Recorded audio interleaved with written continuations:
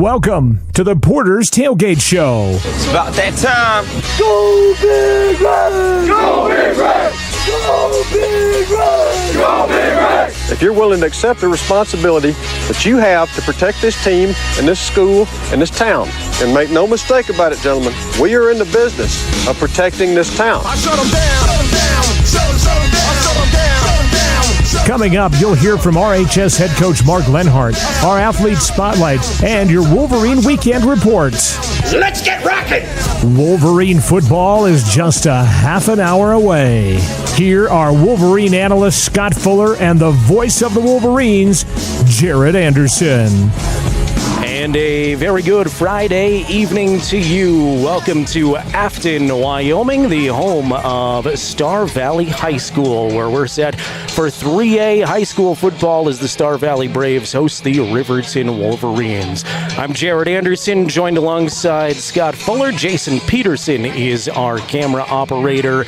Back-to-back road trips for these Riverton Wolverines, and Scott, they're still looking for their first win on the year. This is a big challenge in front of them with a very good Star Valley team. Yes, it is. No secret that the number 2 team in the state is going to be a tall mountain to climb for the Riverton Wolverines, looking for win number 1 on the year. Before we went to Evanston last week, Jerrad, Coach Lenhart indicated it might be a good time for his team to take a road trip, get some time together on the bus and away from the distractions of school, and spend some time on the road with your team. Well, they have certainly accomplished that, at least over the last 2 weeks.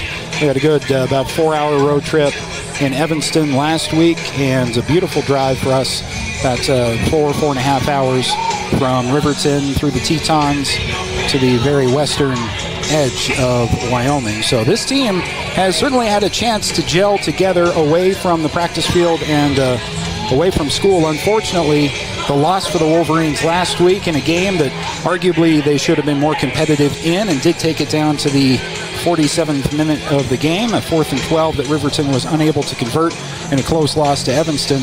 This is a whole different can of worms altogether here, Jerrad, and everybody in the building knows it, from the Riverton Wolverines to their coaching staff to the number 2 ranked team in the state here, the Star Valley Braves. But you know, we made the drive, and you come in with a game plan and you try to execute it and you see what happens. Yeah, absolutely right. And, you know, if you want to look at it this way, too, it's one more tune-up before you really get into conference play next week, with Rollins coming in for homecoming. But, yeah, a monumental challenge. Star Valley had been the number 1 team in 3A football every week until this point. They lost to a very good Sugar-Salem, Idaho team last week. Tough to know exactly what that means, because not a lot of Wyoming teams see Sugar-Salem, Idaho, but they've been very good. They lost to them last year. Star Valley goes on to win the state championship still. So the rankings were very close too, by the way. Both Cody and Star Valley had 14 first place votes. So it's been the Cody and Star Valley show in 3A football, but somebody trying to break through and compete with these two giants. We'll see what the Wolverines have in order tonight. A couple of things. Wolverines going to be shorthanded in the backfield. They lost Jordan May.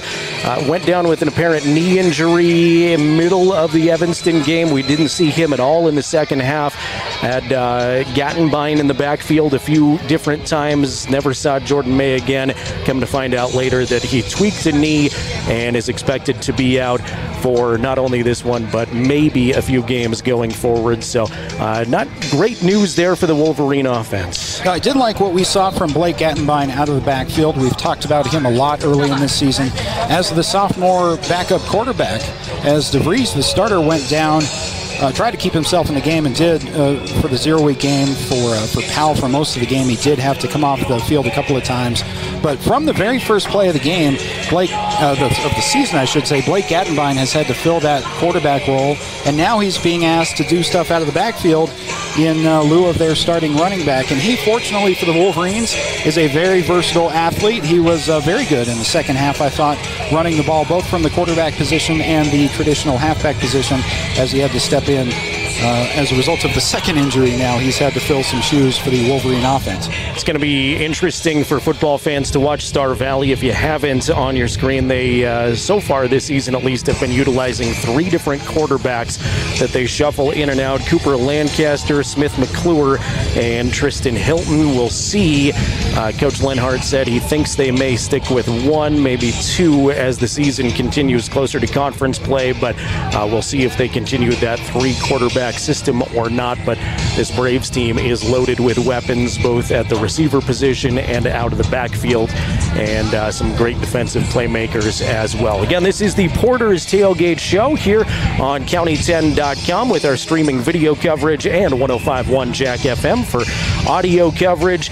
Coming up on the Porter's pregame show, we're going to hear from both head coaches. The Star Valley Braves head coach McKay Young joined us on the phone earlier this week. We'll play you that conversation here in moments. Coach Lenhart also caught up with him moments before we got on the air here, so we'll play you both of those back.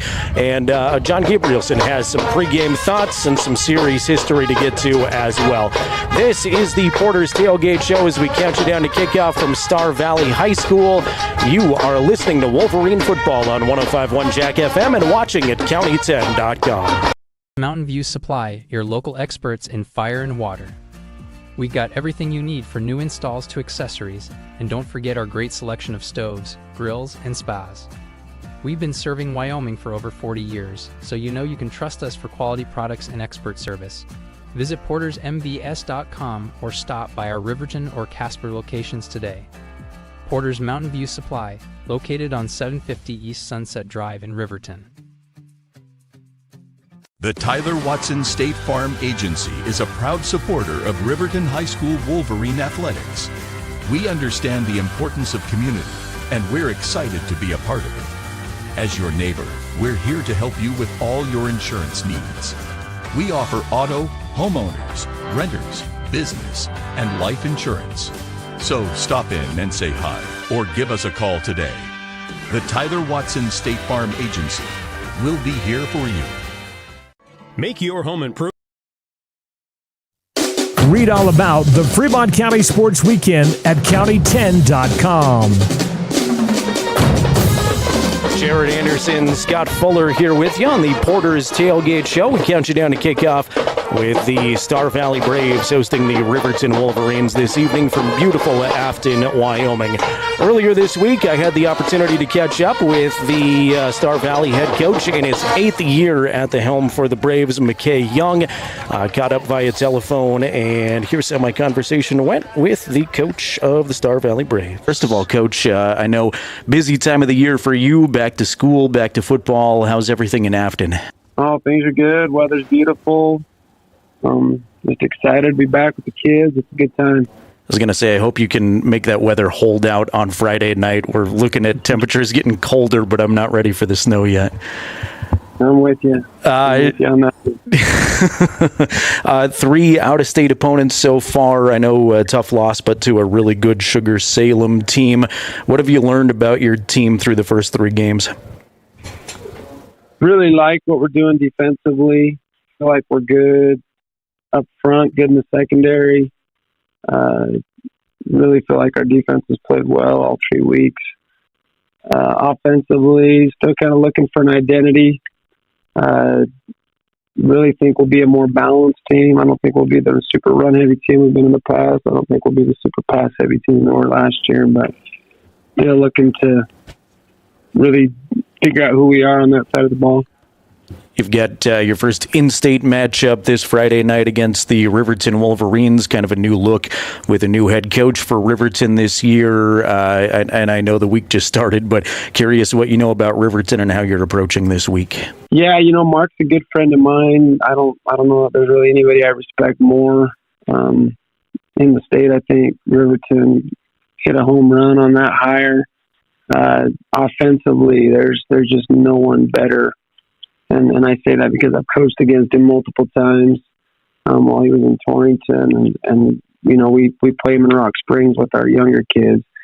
But he'll get the weight room cranking over there, and you guys got a great coach, and he'll be good for you for a long, long time. As far as this year goes, I thought they competed really well against Powell. I thought they competed really well against Evanston, and then we know, and they competed really well against Cody. Honestly, I think that was 21-7 going into the locker room or close to that. So I think Riverton is on the rise for sure. You guys obviously have had a lot of football success over the last few years, state champions. Is it tough at all keeping some of your returners motivated after a state championship, or is this bunch just kind of hungry for more? No, I don't. That hasn't been an issue with this group. We were pretty senior heavy last year, so I think a lot of those juniors that would have played for just about any other program in the state, played a lot of JV ball last year. I'm kind of waiting their turn. So I think they're excited to prove themselves, and I think they're excited to get into the state now and start our schedule in Wyoming and get going.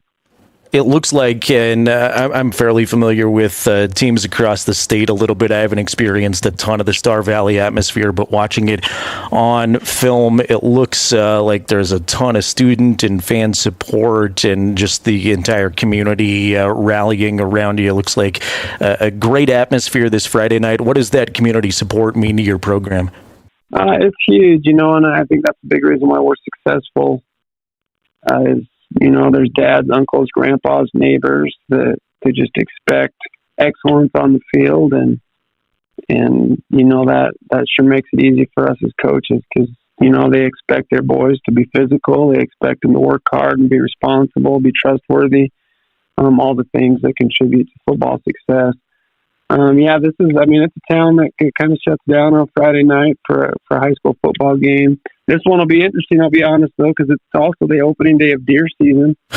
And we reached out to Riverton. We tried to get it moved to Thursday night just because I don't know how that's going to affect. We're going to, I'm sure, have boys out climbing mountains in the early morning hours before the game, and a lot of the community is probably going to be out in wall tents around the county. So it'll be an interesting thing to see. I don't know that we've ever played a game on the opening day of elk or deer season, so we'll see how that affects the environment. Yeah, that definitely is interesting. Final question for you, Coach, just kind of a generic look at 3A as you look around. It's been the Star Valley and Cody show the last few years. Do you see anybody else in 3A that can kind of keep up with what you guys are doing and what Cody's doing? Powell's been young the last couple of years. They've been playing a lot of sophomores.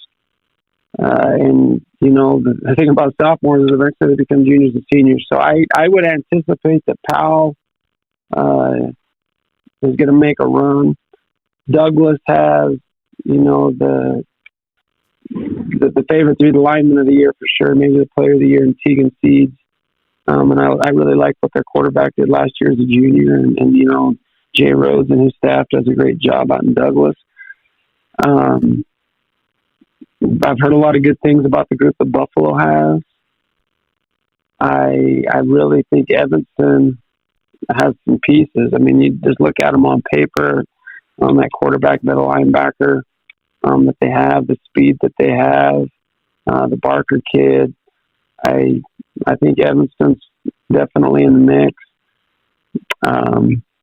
But I'm telling you, Mark Lenhart and the Riverton Wolverines are on the rise, and I expect him to make things hard and make a run over there in the 3A East. And,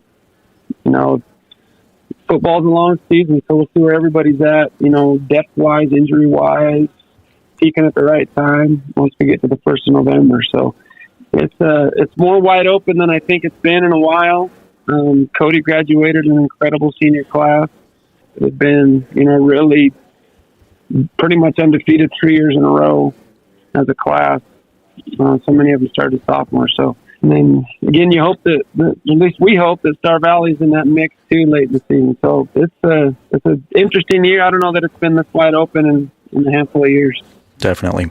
All right, Coach, congratulations on all the success. Best of luck Friday night and the entire season going forward, and really appreciate you taking a few moments this morning. Thank you. I appreciate it, Jerrad.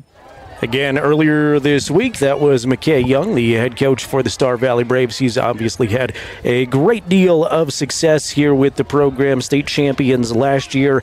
They beat Riverton last year, by the way, 59-19, and off to a good start this year in his 7 years of coaching plus a couple of games. He's got a 63-17 overall record here at Star Valley High School. So very successful, and they expect big things out of this Braves team again this year.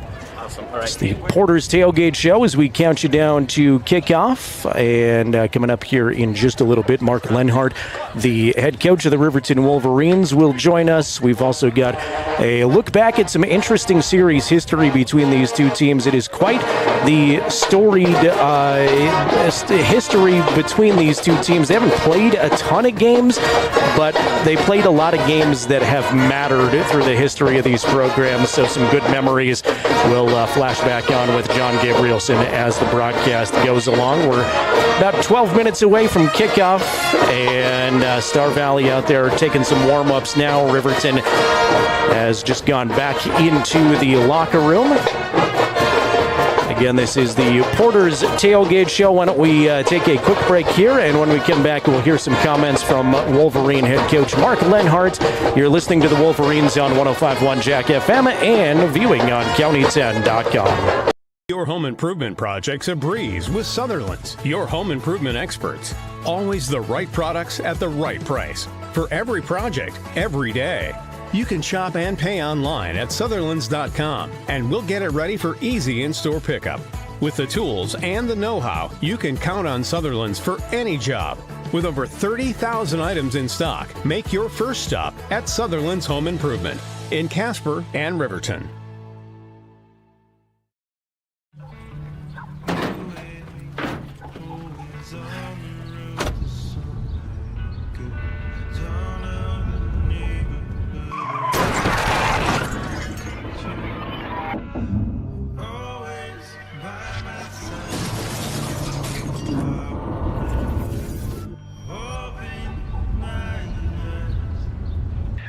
Why do we enforce seatbelt laws? Because in real life, you don't get a second chance. If you're looking for an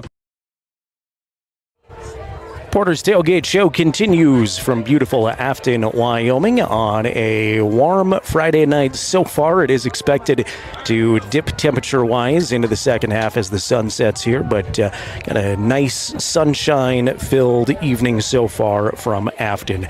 Just before we got on the air with our Porter's Tailgate Show, walked down to the field and was able to chat with the head coach of the Riverton Wolverines, Mark Lenhart. Here is that conversation. Talking with Coach Lenhart here on the Porter's Tailgate Show. Coach, second long trip in a row. How's everybody feeling off the bus? Oh, I think everybody's feeling good. You know, we were able to miss all of school today, and our guys were able to get here, and we had a nice walkthrough in Jackson. And, you know, we were able to really take our time, and our sub-varsity coaches were able to come over and coach the precursor game where kids were very competitive. I mean, we had a chance to tie it late and lost 21-14 to Star Valley. I don't know if we've played a Star Valley team that competitive in years, sub-varsity, so I'm excited with the direction our program's heading, and we just got to keep getting better week in and week out.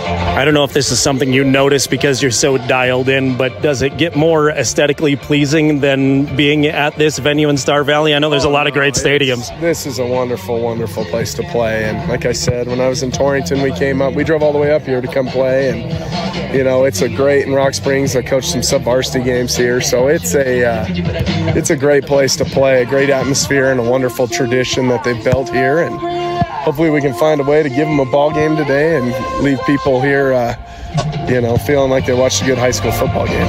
I left Evanston feeling a little deflated, wanted that win for you real bad. I know you guys did too, but how did your team kind of bounce back at practice? Were they deflated or were they encouraged? Oh, I think like anything, you know, they're kids. I mean, our Tuesdays typically we have a little more installation, and we maybe haven't had the best Tuesdays, but I thought Wednesday was one of our best practices of the year. And you know, I think that ultimately the guys are just looking at this like every chance is an opportunity to get better.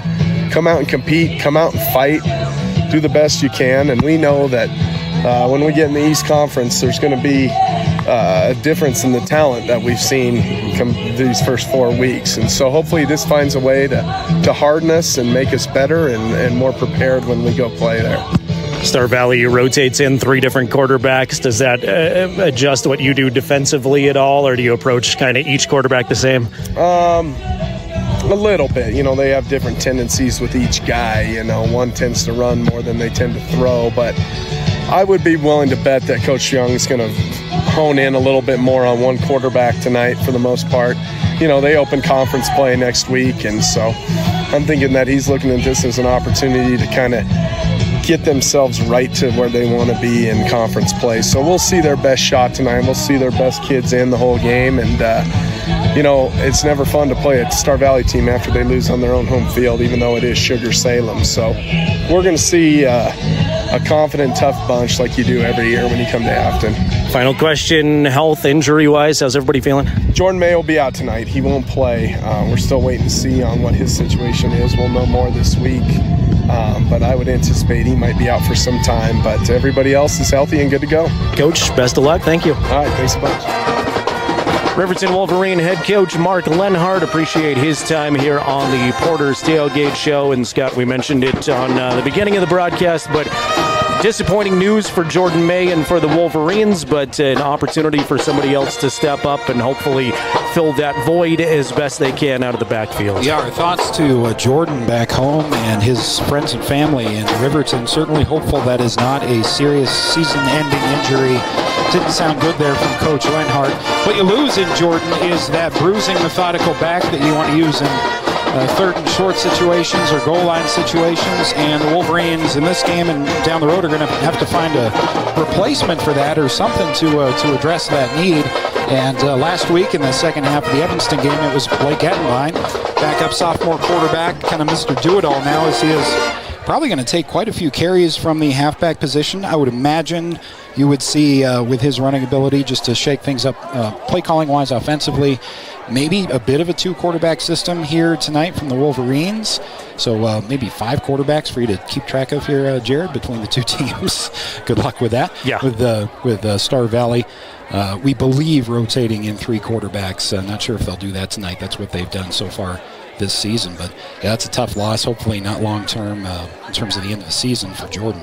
Coming up through the broadcast, we'll do our very best to bring you some scores of interest from not only across Fremont County, but across the state. We'll get you some 3A scores. There's a couple of very interesting ranked games going on as we start to get more and more into these games that count. A lot of conference play opens next week, but there are some interesting matchups here as you're looking at the coin flip at midfield here from Star Valley High School. I want to thank Porter's Mountain View Supply for making our pregame show possible. We'll do our best to look in and see who will get the first touch of the football. Of course, this Star Valley program has a long history of championships when it comes to football. They've won 13 state championships, and these are only the recent ones: 2015, 2016, 2018, 2019, and 2022. So it doesn't get much better when you look across Wyoming high school football in recent memory than Star Valley.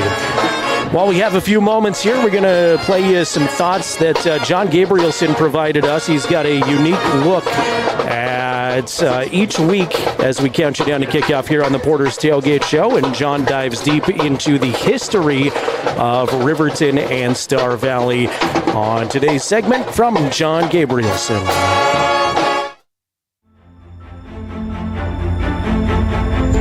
So officially, it's the 20th meeting between the Braves and Wolverines. 10 Braves victories to 9 Wolverines. Unofficially, it's dead even, 10-10, thanks to a little 0-week spoiler that Riverton handed the Braves to kick off the 2008 season. But more on that in a moment. First, Star Valley has won the last 6, and they've not been pretty for the Wolverines. The average margin of victory being 30 points for the Crimson over the Cardinal. Now, while they haven't played a lot since their first meeting back in 1954, the Star Valley-Riverton games have usually been for big stakes. Over 25% of the time, these two teams have met when it mattered most. 6 times in the postseason, 2 times in the state title game. Both won by Riverton, by the way, in their three-peat years from 97 to 99. No Wolverine fan, well, no older Wolverine fan will forget Don Julian, Court McGuffey, and crew going to Afton and beating the Braves in the semifinals in '94. They also won't forget a week later when Riverton and Lander absolutely packed Tonkin Stadium for the 3A state championship. But that storyline comes in a couple of weeks, so we won't go there yet.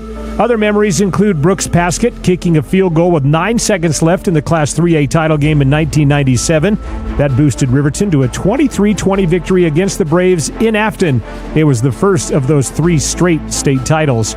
A defining moment that Wolverine fans still talk about to this day came when Aaron Vincent ran down a Star Valley breakaway running back. It took him nearly the entire field to save a score, but he did, and Riverton won. Going into the state championship, Star Valley was considered the best team in the state as they had knocked off Evanston earlier in the season. Evanston, by the way, went on to win the 4A title that year. A year later, the Wolverines won a slugfest, 9-7 at a soggy Tonkin Stadium behind a Ryan Wilcox field goal and a Jeff Mowry touchdown run. Who can forget taking the tarp off the field and the 100 or more volunteers shoveling snow in anticipation of a 2 o'clock kickoff? By the way, a Star Valley fan has posted both of those championship games on YouTube. At the Riverton one, you can hear the PA voice of the late Hall of Famer Ron Porter on PA and a roaring Wolverine crowd as you watch. It's pretty cool nostalgia. And then back to my original thought that got us started down memory lane. Riverton put a damper on the Braves' new turf celebration. Star Valley had just installed a beautiful new turf field in 2008, and they were hyped for opening night. Jeremy McCormick in his first season, and the Wolverines went in and won 13-10 in overtime. History says it was 0 week, but if we've learned anything the last couple of years, it counted. Riverton is 5-7 at Afton. That's a record a lot of teams would probably gladly take, because it's pretty hard to win in the Valley. But again, fast forward to present day where the Braves are ranked number 1. They're the defending state champions. They're riding that 6-game win streak over the Wolverines. An uphill battle for sure, but the Wolverines will line up and give them everything they have. Back to the Porter's Tailgate Show as we get ready for kickoff with Jerrad and Scott. I'm John Gabrielson. Thanks for listening.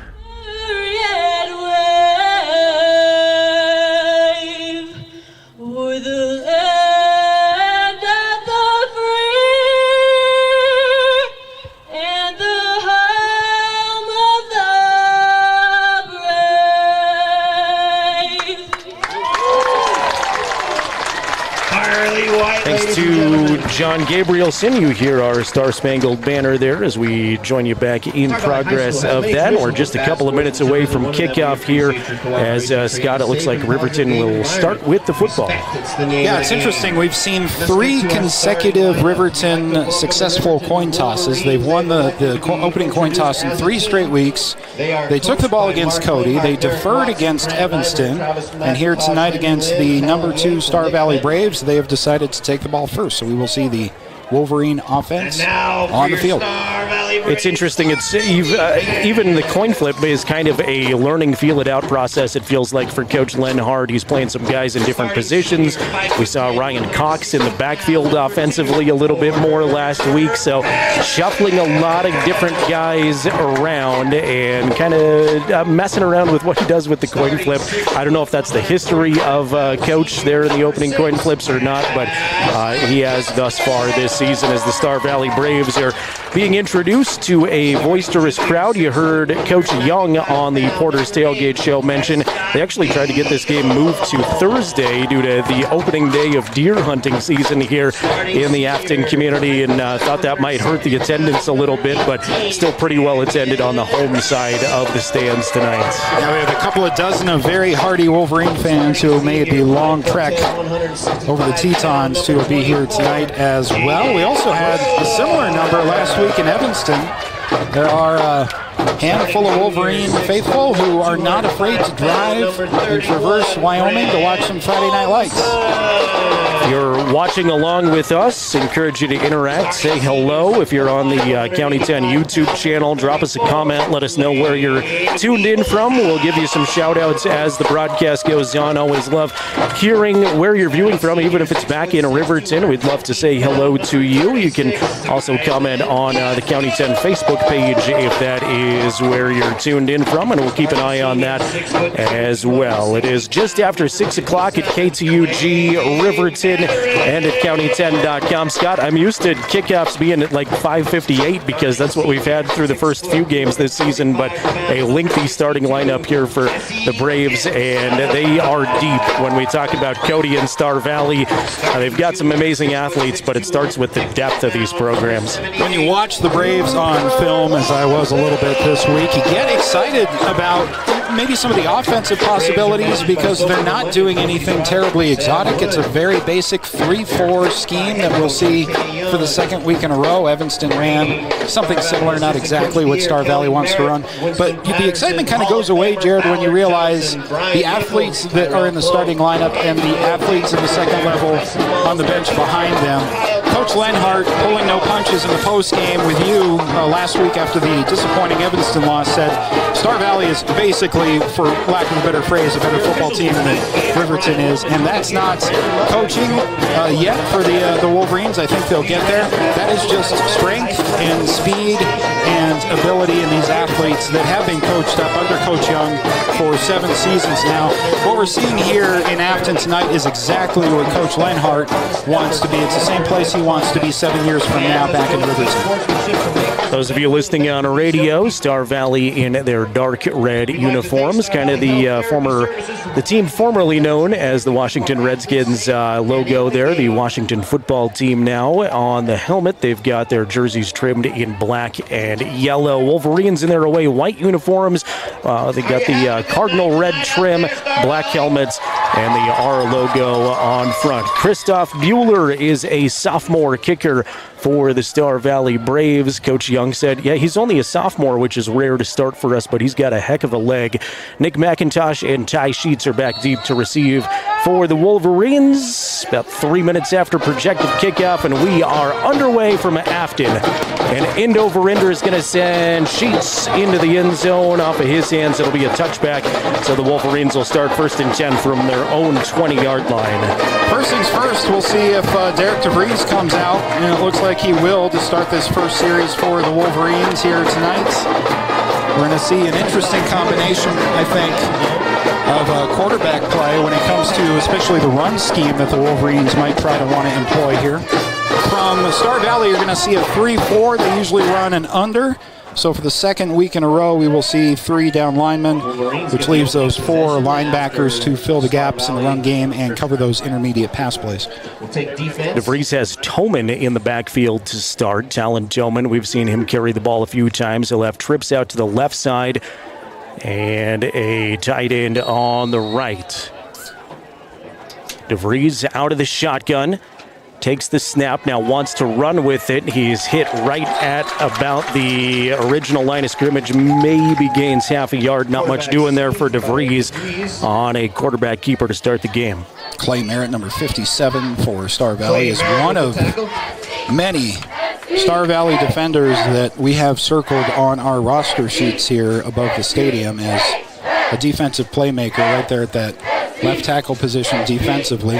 Interesting to see Derek DeVries on that ankle. That's been a problem since the first snap of the season back in week 0 against Powell. 2nd down and 9 officially. Give DeVries a yard on the gain. He's got 4 receivers to his left side. See if they get a little screen action here. They'll dump it off to Sheets, who has a minimal gain on the reception of about 1. Give Branson Saltzgaber, as well as I think it was Talon Toman over there, some credit for opening up that play. Just not able to get the edge to hit that second level.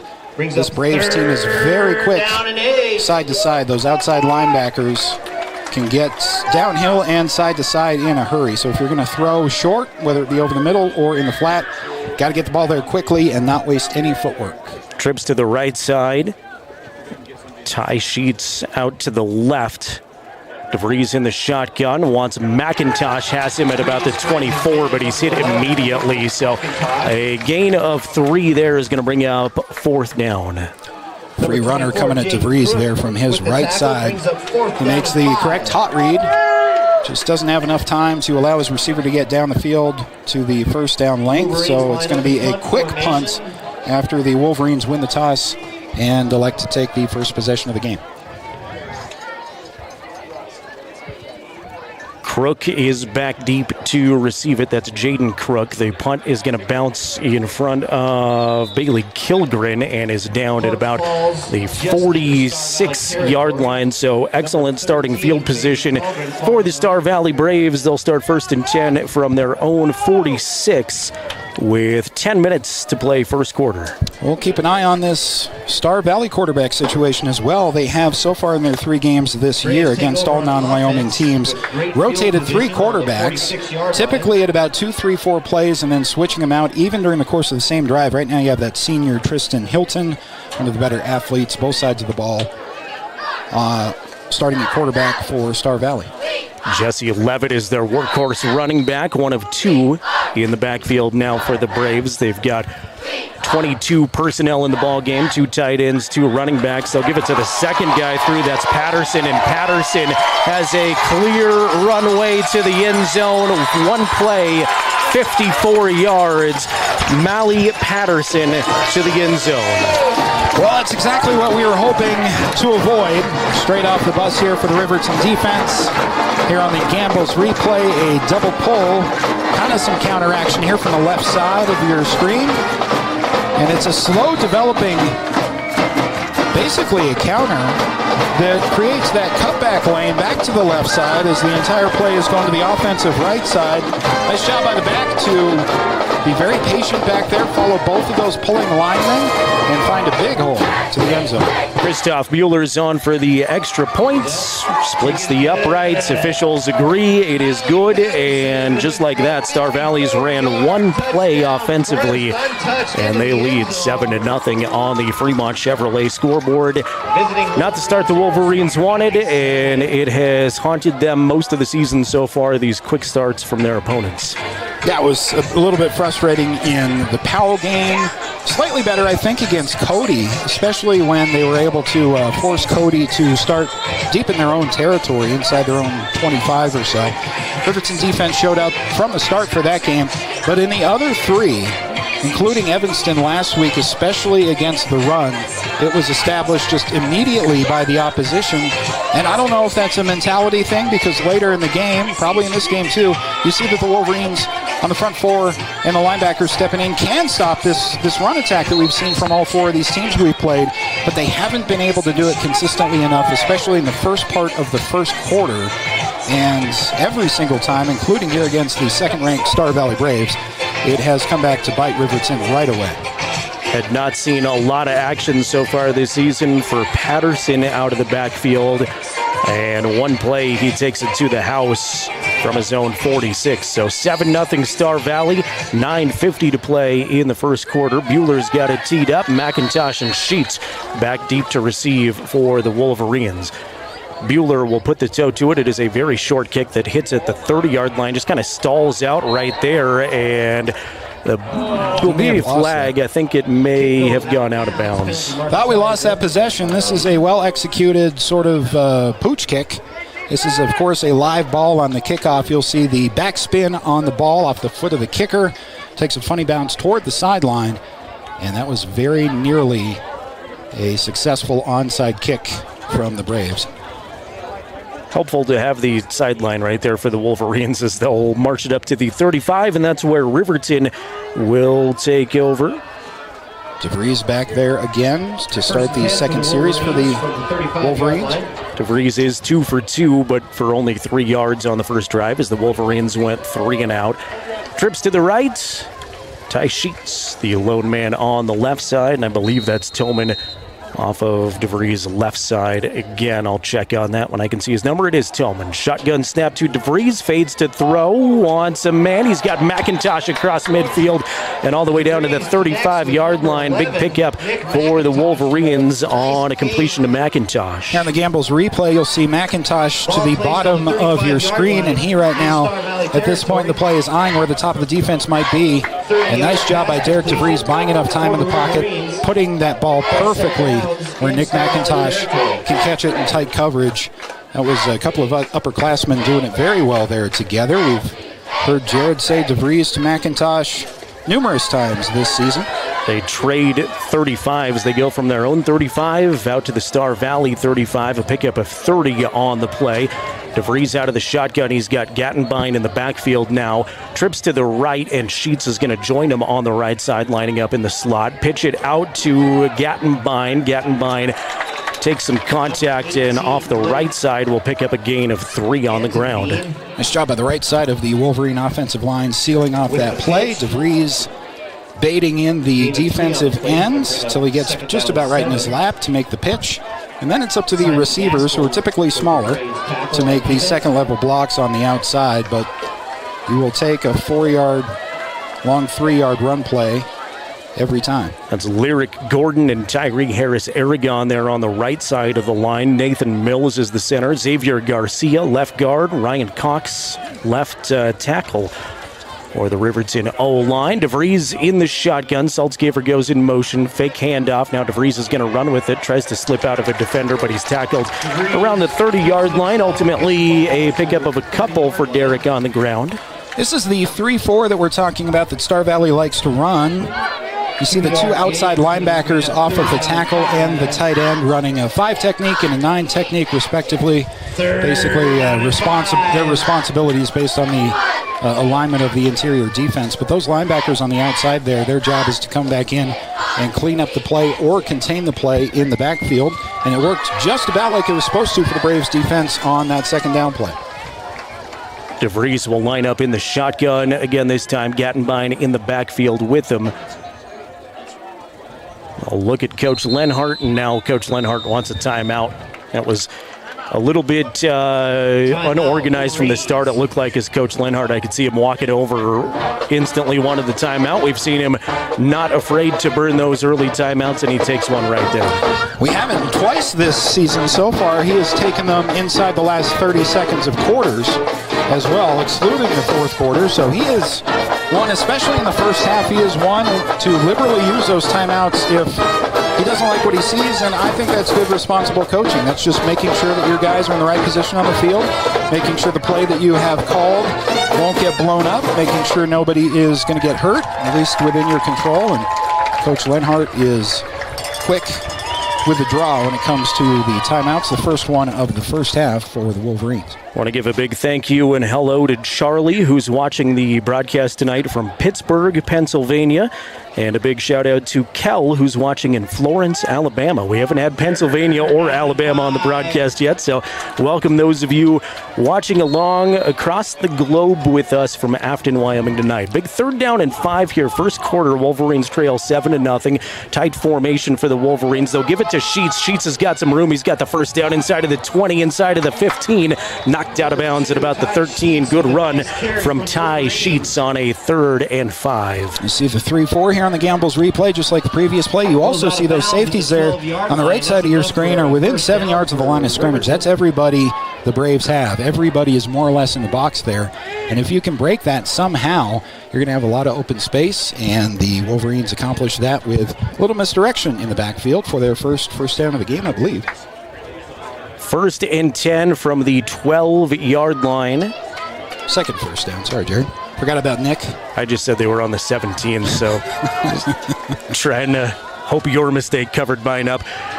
DeVries out of the shotgun, dances around, doesn't find much space. Looked like he tried to give the ball off to somebody, but nobody was back there behind him. Tried to do what he could with it, and ultimately he's going to pick up a couple on the ground, maybe a gain of 2. So this is how you hang with Star Valley. You have to get real comfortable with the fact that they are generally going to contain your run. But what you don't want to do is throw yourself into trouble on 1st down and 2nd down. So make it 2nd and 8 as opposed to 2nd and 10. Then make it 3rd and 5 as opposed to 3rd and 8. And then your playbook is a little bit more open. You need to fully plan calling plays against Star Valley to use all 3 of those downs before a subsequent 1st down. 2nd 8, balls on the 10-yard line of Star Valley. DeVries with trips to the left out of the shotgun has McIntosh in and out of his hands, incomplete. DeVries rolls out to the left. It's a nice roll out there by Derek. No sign of any trouble on that ankle that we have mentioned. Looks good in the pocket there on the Gambles replay. Know for a fact Nick McIntosh can make that catch. He's going to be kicking himself. It may have been, Jerrad, that there just wasn't someone close enough to him. He just likes that contact and that real close coverage.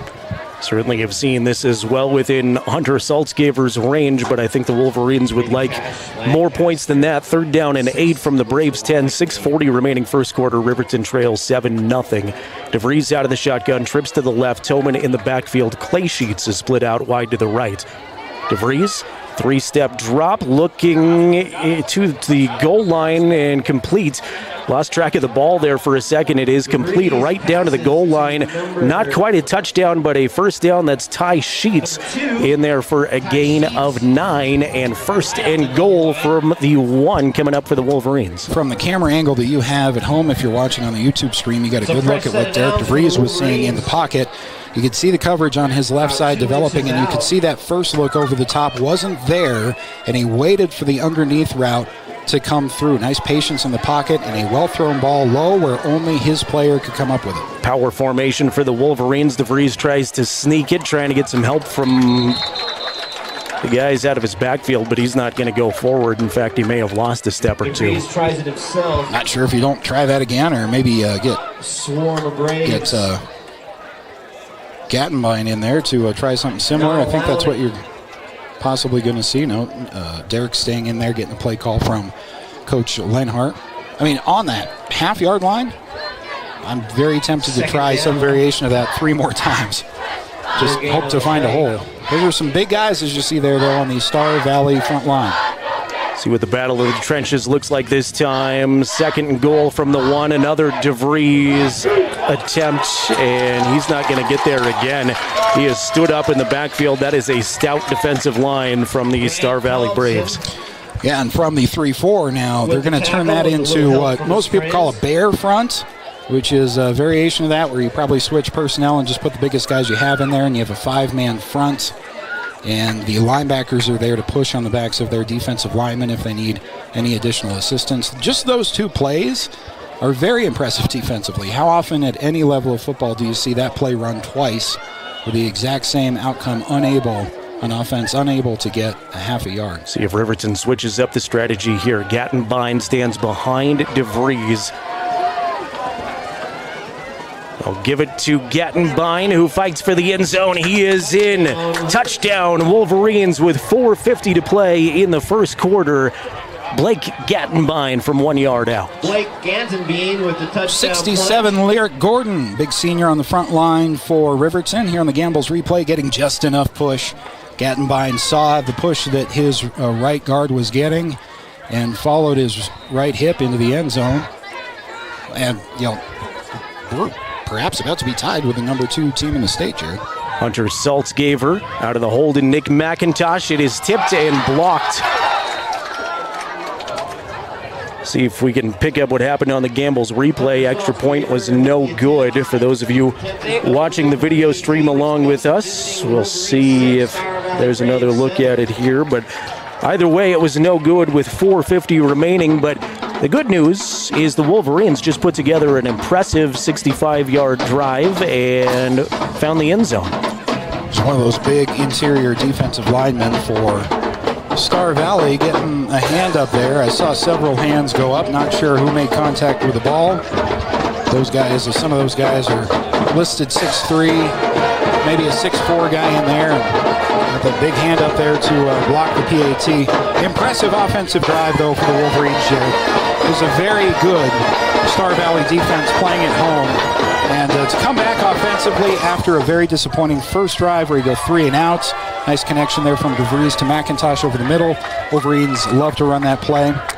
And they haven't used a whole lot of the playbook, I think, that we've seen that they might want to implement against a 3-4. Some of that stuff in the flat, some screen action. I think the best case scenario for the Wolverines is to keep it close for as long as you can. Nice, long, sustained, time-consuming offensive drives just like that one. PAT was the first miss of the season from Hunter Saltzgaver. He'll kick it deep. It's on the ground, kind of a squib kick that will bounce to Porter Merritt, who picks it up on the run. Merritt's going to go across the field vertically and now try to turn it upfield as he's knocked out of bounds finally at about the 23-yard line, and that's where the Braves will take over. So much better opportunity for the Wolverine defense here as far as starting field position. Yeah, in that Cody game that we mentioned against, again, they're ranked number 1 in the States right now, Cody is. It was when Riverton on the kick cover could force the Broncs to start from inside the 25, just like Star Valley is now. That's where they, for whatever reason, that's where they had some defensive success. So we'll see if on the second offensive play of the game for the Braves, if Riverton has a better feel for things to start this drive. Tristan Hilton is again back out there. He'll pitch it backwards to his lead running back, Jesse Levitt. Levitt powers forward for a gain of 3 on first down. Tyree Harris Aragon coming in from the bottom of the screen from his right side of the defense. Beautiful job crashing in on the play, making the initial contact. And the rest of the white jerseys inside there cleaning up for a manageable run. 2nd down and 7. Hilton again under center. Misdirection. He'll hand it to the second guy through who's got a first down. That was Wiley Wilkes. That's Jackson Larson, number 17, who is very often in this Riverton defensive scheme that likes to leave that single safety high for run support. He is very often that single high guy, and he's going to save a touchdown here. It's a beautiful play call, extremely well executed on the Gamble's replay. Up front, blocking was perfect. And Jackson Larson coming down from that single high free safety position. You see him now on the left side of the screen. He saved the day on that play for Riverton. Wiley Wilkes with a gain of 11 right there. Hilton, actually, that's McClure into the ballgame for the first time, so there's our first quarterback switch and flags to start the play, and procedure is the call against the Braves. As we mentioned, this will be the first time that Star Valley is seeing a Wyoming opponent. They're so close to the Idaho border. They've played all 3 of their games, 2 wins and 1 loss, against teams from Idaho. Yeah, that Sugar Salem team they lost to last week, by all accounts, is a top-notch Idaho program. Star Valley lost that one 31-14. McClure under center. We'll give it to Levitt again. Levitt's got a good, powerful first step, and he's back near where the play started before the procedure penalty. Picks up maybe another yard, gain of 6 for Jesse. A couple of Wolverines in on the stop there, including, again, Jackson Larson, a junior safety. Riverton has not made a secret publicly in our conversations with Coach Lenhart about currently where they're at in the program when it comes to size and speed. They're going to have to play single high and some run support, and Jackson Larson is going to have to do a lot of that cleanup alone on an island back there. Quarterback out of the shotgun, kind of a slow-looking snap, handoff, and met right at the line of scrimmage is Wilkes again with it, and Wilkes may have picked up 1 on the play, and it'll set up a 3rd down here. So a couple of nice plays back-to-back for the Wolverines after they had that procedure penalty, and they forced a 3rd down. We'll see what they can do here. 3rd downs were certainly agonizing defensively last week in Evanston. We saw the Red Devils with a lot of 3rd down conversions. Wolverines fortunate that Porter Merritt wasn't seen there at the bottom of the screen. He was wide open for a quick pass. McClure under center, fakes the handoff all kinds of time, wants to go deep. He's got a man. It's caught at the 20-yard line to the 10. 5, touchdown, Star Valley. 3rd down, again, not on the side of the Wolverines, and that was Lane Weeblehouse to the end zone on a fantastically thrown football from McClure. Told you the Braves, the Wolverines rather, are wanting to have as many guys up there in run support as possible, just where they're at physically and size and even tackle ability wise to a lesser extent. That's what Coach Leinhart wants to run. This is on the Gamble's replay is an example of that single high backfiring, as Jackson Larson, who made 2 great plays on that drive and run support, got beat high, as you see there. So did the other defender, in fairness. I'm not sure what I missed here. I was looking at the replay, Jerrad, but all of a sudden we're back at the 31. I was writing stats. We've got a penalty. The touchdown does not count, and all of a sudden it's a 3rd and 17, so I'm going to guess holding. Good news for Wolverine fans. They're going to hand this off to Levitt.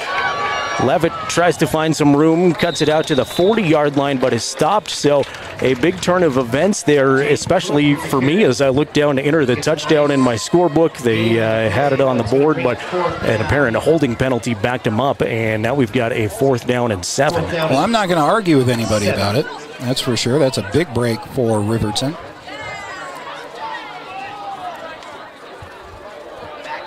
This is going to force a apparent punt. Wolverines are going to get the ball just down 1 as opposed to receiving a kickoff down by 2 scores. Bueller is back as the Star Valley punter. He's going to look to roll to his right. Almost thought he was going to fake it, and now he'll finally punt it away. Ty Sheets is going to clear out of the way. It rolls inside of the 20 and is ultimately down at the 17. Strange turn of events there, but obviously missed a penalty on the touchdown throw. Well, great throw by McClure, but it does not count with what I think was a hold. I want you to watch Ty Sheets on the kick return here on the Gambles replay. This is a play that will make you smirk if you're a Wolverine fan. Ty Sheets, after the punt on the rollout, sees that the defender's right up on him, and so he says, I'm going to call fair catch and run forward into this guy and see if I can draw a flag. He does have the right of way. I think he may have just drawn. Flag is down. Flag, unless they're indicating a bench warning against the Wolverines. That may be what it is, because that came at a very awkward time. They switched personnel, and now we see the flag fly. Can't remember a game where I've had so much trouble deciphering penalties in the first quarter. Peek behind the broadcast position for folks, and I'm not looking for empathy here, but we are screened from a little bit of the field and at kind of an awkward vantage point. So pan over here with Jason's camera so you can see Jerrad right there, and you can see a very cramped press box area. We are going to have a nice view of the sunset going down behind us over the hills here in Afton very soon, though. Out of the shotgun is DeVries. He's got 2 receivers to either side. Man in motion is McIntosh. He looks to his right, goes through his progressions, now lobs it up for McIntosh, who is out of bounds. Tried to bring it in, even a step out of bounds it looked like, but incomplete on the DeVries pass. This is a design pump fake to the left to try to get the corner who is covering McIntosh to bite. And it just wasn't there. And what I'd like to see from DeVries here is a secondary read off of the pump fake, because that was a forced ball. It was very well thrown. Nick got hands on it, almost made the play anyway, but the read itself was not there. You might have been able to dump it off into the flats on the near side after you saw the deep coverage. Second down and 10 coming up from the Wolverine 18-yard line. There's 1:06 remaining first quarter. It's Star Valley 7, Riverton 6. Would love to see the Wolverines put together another drive if you're an RHS fan. DeVries is going to take it this time. Not much doing. He runs into that big Star Valley defensive line, picks up a yard on the ground. See Nathan Mills working hard in there for the Wolverines on the offensive line.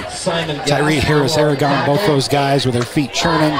It's just a lot of bodies to move, and big ones on the front 3 of the Star Valley Braves. And those defensive linemen are very good with their hands. They got a lot of tricks and techniques up their sleeve to make you lose your balance or lose your grip. Third down and 8 coming up here in the final seconds of the first quarter for the Wolverines. Trips out to the right side. He's got Sheets to the left. And Gattenbein in the backfield will flare it out to Gattenbein, who crosses the 20-yard line, tries to turn it upfield, is knocked out of bounds at about the 23, shy of the first down. So following a touchdown that was called back on Star Valley, forcing a punt from them, Riverton does have a chance to move the sticks and maybe get the ball on the right side of the 50. They do go 3 and out. And this is losing the field position battle for the Wolverines. Chances are very good, as we start the second quarter, that the Braves are going to have pretty good field position right around midfield out of the break. Let's take a timeout. We'll bring you second quarter action in just a moment. After 1, it's Star Valley 7, Riverton 6. You're watching the Wolverines on County10.com and listening on 105.1 Jack FM. Looking for an upgrade to your vehicle? Wyoming 4x4 is the place to go for all your upgrade needs. From lift kits to bumpers, grill guards to bed liners, we've got everything you need to take your ride to the next level. We use top brands for our bumpers like Fab 4s, Ranch Hand, and Road and more. So get your vehicle ready and stop at Wyoming 4x4 or give Dan a call at 307-857-3175.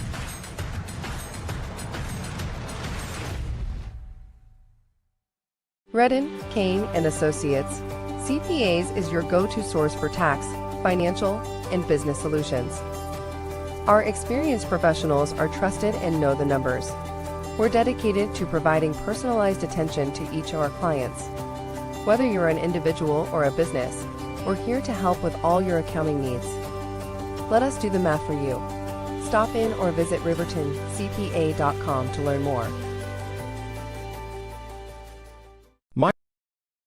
Riverton lines up. 4th and 5 to start the second quarter, and the Wolverines are going to punt it away, it would appear. It's Gattenbein back to do the kicking duties. Does so. It's fielded at about the 45. Ball's on the turf, but it's gathered in real quick. Porter Merritt did a great job to dive on the football at his own 45. So that's where the Braves will start after the Wolverine punt. And to start the second quarter again, 7-6, Star Valley on top of that Fremont Chevrolet scoreboard. Oh, so close on that potential turnover off of the punt, especially since the Braves, we knew were going to have such good field position to start the first drive of this quarter. If Riverton is going to do something crazy and hang in this game much later than halftime, so far just 7-6, you're going to need some of those crazy plays. A couple of turnovers, strange bounces of the ball. Tristan Hilton back in at quarterback. He starts, he's the senior, but they do use 3 quarterbacks. They'll give it a little flip here to one of the guys in motion. That's Bailey Colgren. Colgren is going to pick up 5 on the ground. Good run for Colgren on first down. Liked Clay Sheets on this play. He's not going to make the tackle, at least not initially, but he forced it back inside where he has help on those stretch side-to-side run plays. Good job setting the edge. Hilton's going to remain in. Hilton in his free time is quite the rodeo athlete, I'm told. Does some roping in his free time. So he's got a little adrenaline going on, football and rodeo. He does indeed. A lot of farm and agricultural community assets here. This is to Neal. Neal's got a first down and he's free.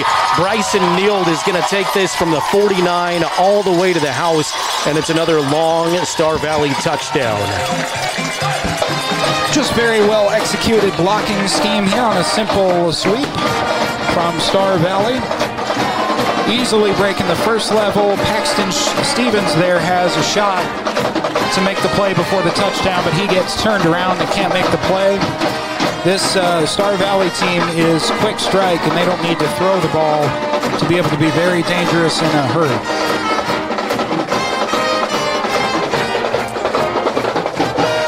Bryson Neal, the 49-yard touchdown run, and Bueller has it lined up, the senior kicker. Out of the hole to Cooper Lancaster to try to put his team up by 8. Good hold by Lancaster. It splits the uprights. No, it does not. It's off to the left. No good. I thought it was good, too. It is no good, and Riverton 6, Star Valley 13. That will keep the Braves lead at 7, so we've seen a missed extra point on both sides. 13-6 with 11 minutes to play, second quarter. See if we can get an answer drive here from the Wolverine offense, and it starts with that kick return team. Try to get Derek and the crew over the 35-yard line if at all possible. Of course, first things first, don't give the ball away on a potential pooch that we saw that was nearly successful by Star Valley, but assuming they kick it deep, create a nice wall here for McIntosh if he's the one returning the ball, and see if you can find a seam, get things close to the 40, and go from there. Still just a one-touchdown game, one-score game. Big shout out to Sutherland's making this broadcast possible. Sutherland says just what you need for every project. Stop by Sutherland's North Federal in Riverton, wishing all our Fremont County athletes good luck.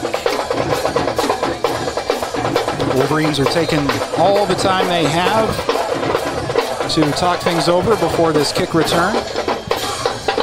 These Sheets as well as McIntosh, I believe, back deep to return. It is. Bueller has it on the tee. Have a lot of fun with his Bueller. Ready to go. Dad jokes. Puts the toe to it. Yeah, I don't know if kids get that anymore. It is well over the head of Ty Sheets.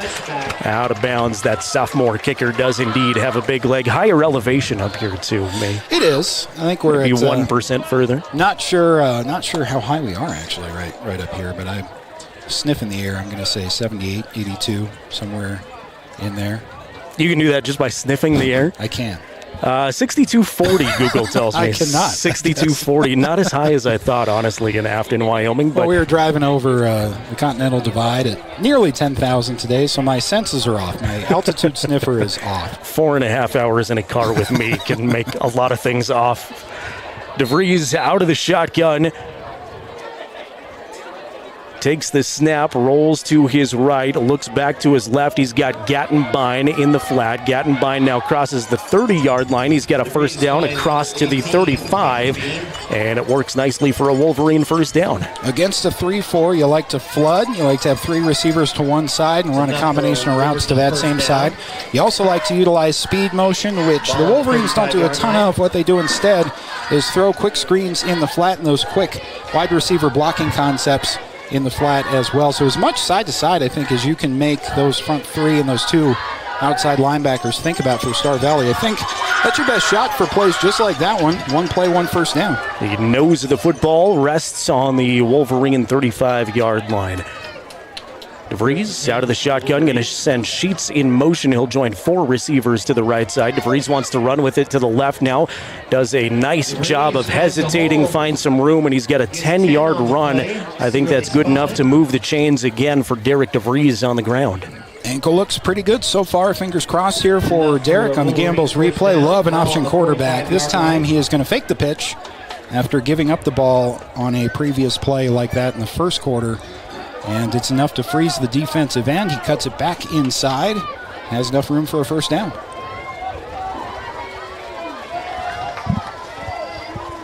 Wolverines break their huddle. Be a tight bunch formation again. Gattenbein, far man in the backfield. They fake the pitch to Gattenbein. They'll hand it to Sheets. Sheets is grabbed, spun around, and gains 1 on forward progress. See the timing of this play thrown off as Sheets and DeVries collide in the backfield. That is enough, just enough to throw off the timing of the play. And could have been a 5-6 yard play at least. Ends up being a gain of 1. Actually seen that a couple of times, never more than once in the same game, Jerrad, but that mesh in the backfield is what they call the handoff between the running back and the quarterback. Positioning and technique has been off here and there, not too often though. Trips to the right, Clay Sheets out to the left. DeVries wants to throw, sets his feet, looks across the middle, it's picked off. Taken away by the Star Valley Braves, and the returner, Cash Lancaster, has some room. Lancaster is going to take this all the way to the end zone. A pick 6 for the senior, Cash Lancaster. And you want to talk about a quick momentum shift. Wolverines, I thought, were feeling pretty good about themselves offensively. Throw the football to the defensive back, and he takes it all the way to the end zone. Yeah, I would agree, Jerrad. Wolverines had 2 first downs there on that drive, and they didn't have to go outside their normal game plan to get it. You got to feel pretty good about that. As you see here on the Gambles replay, Derek DeVries is going to throw this to the wrong side of his receiver. A very difficult tight cover throw to make. But at the end of the day, you got to put the ball where it needs to be. And then the returner doing the rest for the Braves. Nearly a 60-yard return. The snap was mishandled. Great job by the holder throwing this to the end zone. That was Cooper Lancaster, the holder, who found Simon Gaskell in the back of the end zone. And they complete the 2-point conversion on the fire drill. Really well executed. Cooper Lancaster, who, of course, is one of the quarterbacks on this team as well as the holder. Lancaster, you're giving him a lot of credit there, Jerrad, because this is a designed play. You'll see on the 2-point, or the Gambles replay there, ends up being a 2-point conversion. You'll see Lancaster put the ball on the turf, but only for a minute before he picks it up and pops up. And he had that tight end streaking across the formation the entire play. So after the missed PAT, the 2-point conversion gives Star Valley 21 points on the scoreboard. Again, Cash Lancaster's pick 6 deflated a little bit of the Wolverine momentum. We'll see what they do with still a whole lot of football game remaining. 8:49 to play backfield.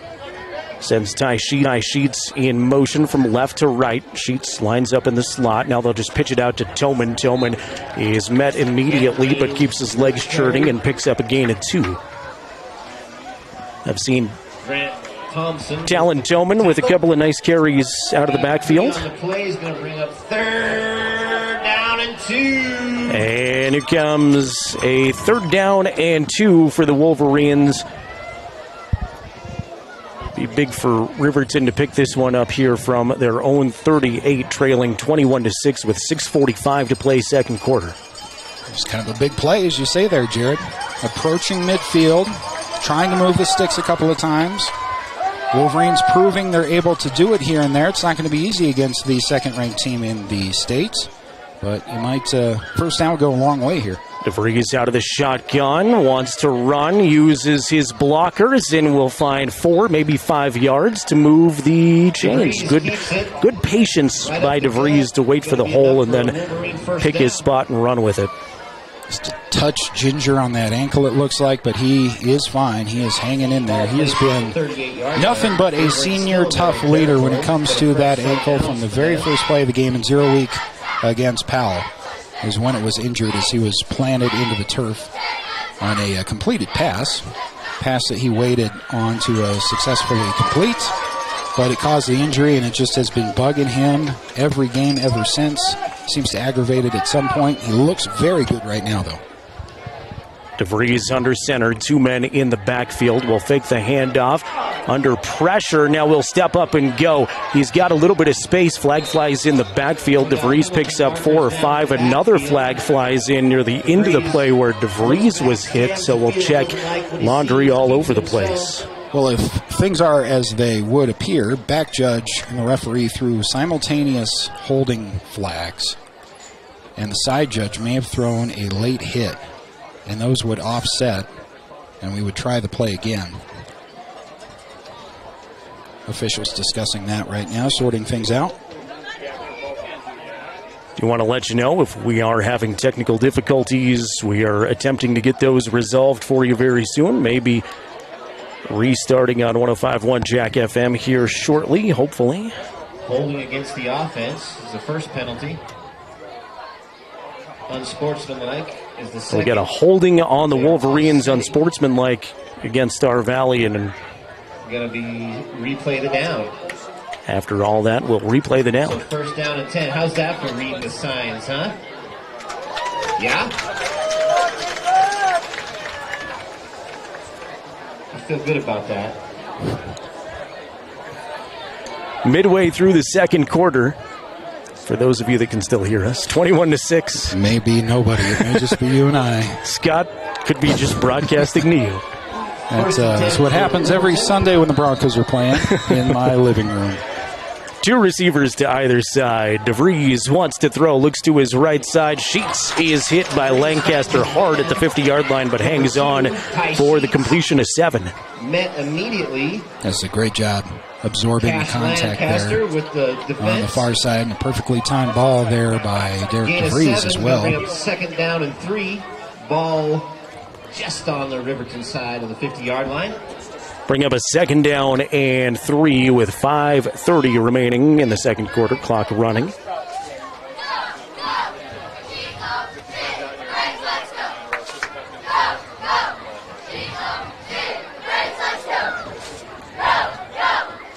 DeVries under center, turns and hands to Gattenbein, who stood up immediately, picks up 1 on forward progress before he's driven into the backfield.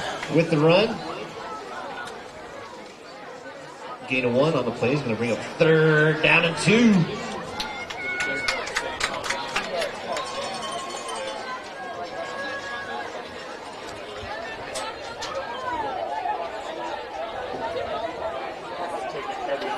Third down and 2 coming up for the Wolverines, trailing 21-6 on the Fremont Chevrolet scoreboard. We'll use the halftime break to try to sort out a few technical difficulties here. I know we're working on restoring that as I speak. Wolverines